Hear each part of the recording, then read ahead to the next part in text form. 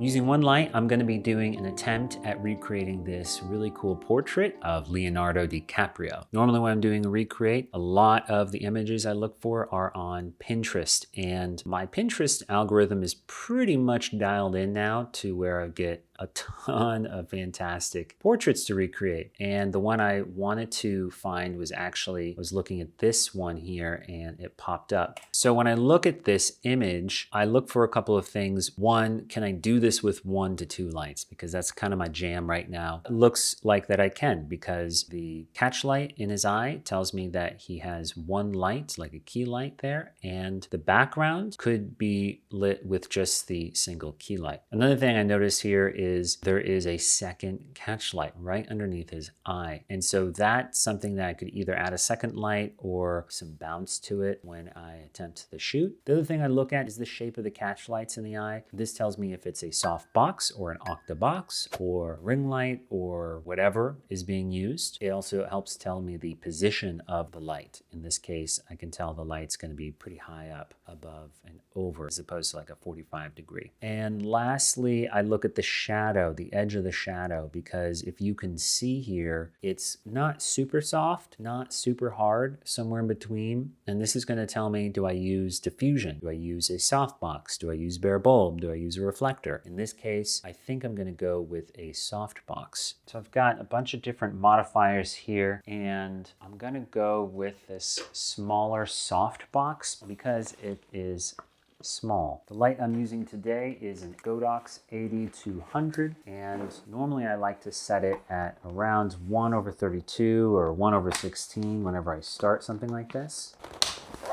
Okay, so let me position my light and my background. I'm actually going to bring this a little bit closer because I need enough distance. Well, I need a lack of distance between myself and the background so that this one light can light it. I'm using an 85mm lens today. I've been using that a lot recently. It does really well for a lot of portraits, and it's really light, so I really like that. Position my light. Okay, good. Now the last thing I do as part of my setups is I make sure that my camera is exposed properly. And so right now you can see my room lights are on. Well, the room lights don't really matter because all I need to do is make sure that when I take a photo without the flash, the photo is completely black. So my settings for this are 1/250, f8, and then ISO 200. If I had my settings any different, let's say my ISO was 4000, I took a picture, then I would see that light spilling, but it doesn't really matter as long as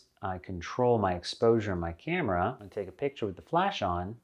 I'm just going to see the flash. Now that I've got my light and camera positioned just how I want it, I'll take a photo, see how it turns out. And I have to do this with my glasses off because otherwise the shadow is, for my glasses, it's going to make it difficult to see if I got it. Okay. Good. That's pretty good. There's a little bit too much brightness though. I think that the original one had more shadowing on his face, so I'm gonna add a grid to this. Okay, I'm gonna take another test shot. Much better, much better. It's still a little bit dark on the skin, but I think I can adjust that by taking the power up a little bit from 1/32 + 7 to, let's go to 1/16. Good. And what I'm looking at is the similarities in the shadow between my cheek and his cheek, the brightness, as well as the shadow being cast by the nose. Is it connecting with the cheek? Is it not? He has basically a loop lighting where the shadow has almost like a loop or a J on this side of the face. I also pay attention to the light on the background because I'm only using one light, and I might need to decrease or increase the distance between myself and the background. Right now, it looks very similar. All of these are going to look very similar. Now, there's a second catch light at the bottom of his eye, and I notice that the shadowing is pretty even underneath his neck, which tells me there's a good chance there's a bounce reflector being used. And that makes sense to me because I can see the lighting under his neck is not split like it is mine. So I'm going to try a silver reflector to see if I can't accomplish the second catch light underneath his eye, as well as matching the exposure on his neck. Okay, I think I can get away with just holding this rather than clamp it because of the crop. So let's see how this goes. Okay, that was too far. I did get a second catch light, but it was too much. So let me try this a couple different times, see if I can't match that.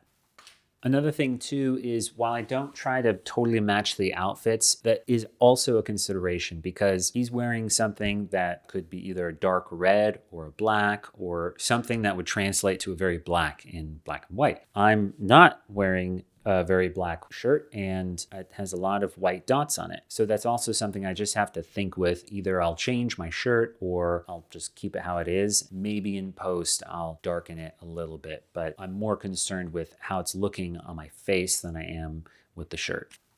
So another thing is his expression is a little bit more intense than mine. So I can do something with my eyebrows there. There needs to be maybe something on my right cheek there. The light is very directional because I have the grid on. So anytime I turn the light so it's facing this way versus directly on me, I'm going to create shadow along the side of my head, but I'm also going to lose some of the light that's hitting on the background. So let's see how this goes.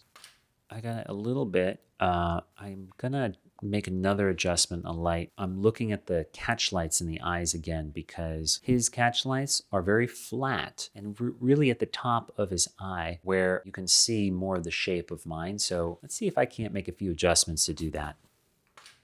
Oh, let's see. Did I do it? Very close. I think if anything, the modifier is different, and maybe the catch light is a little bit more off to the side, but still very close. I'm really happy with how it turned out, but I want to try a smaller bounce reflector to see if I can't get that second catch light underneath the eye and still keeping that contrast. Okay, this actually might work better. This is like a 7 or 9 inch bounce reflector, a little baby one. It got a nice bottom catch light and it didn't totally destroy the contrast. Let me see if I can position it a little bit differently. I think the rest of it is going to be done in post where I'm going to brighten up the background a little bit and adjust the contrast and sharpen it up so I get a much closer image to the one I'm trying to recreate.